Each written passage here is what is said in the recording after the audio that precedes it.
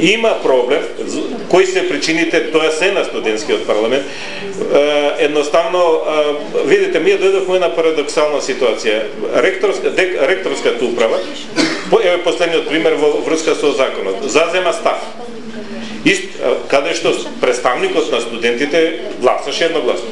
Сенатот на Кирил и Методи со 10-0, условно речено, студенти, сите го поддржаа ставот на Сенатот. Покрај 60 сенато и така натаму. И сега наеднаш после 3 дена испаѓа студентскиот парламент и река ние го поддржуваме законот, а веќе гласа. Се поставува прашање, чекај, со кого со кого комуницира?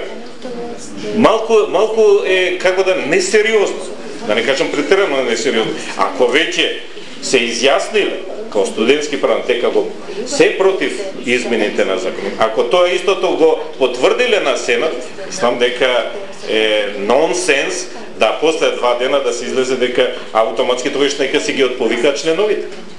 И воглавном и тие се истите членови кои што после 2 дена кажуваат дека не го поддржуваат. Мислам, многу несериозна работа, а многу е битно студентите, верувајте, многу е битно студентите да бидат вклучени во органите и телата на универзитетот и на факултетите. Особено кај мобилноста, особено кога се носат наставните планови и програми, едноставно да се слушне нивната работа.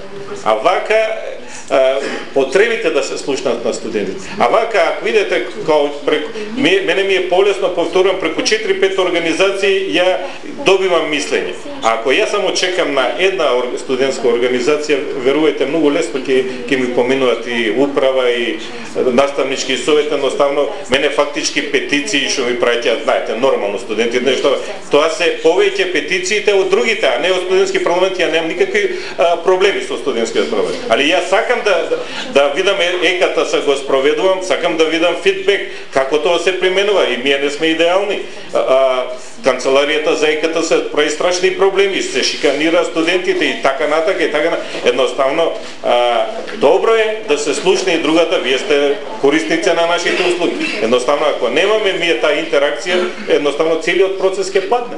Барем ние горе-доле водиме сметка да ги она што бара студентите преку барање на наставнички совети и така да, барем до сега и имаме ми став на барем на правниот факултет, секој пат барањето на студентите е прва точка на дневен ред на наставнички совет.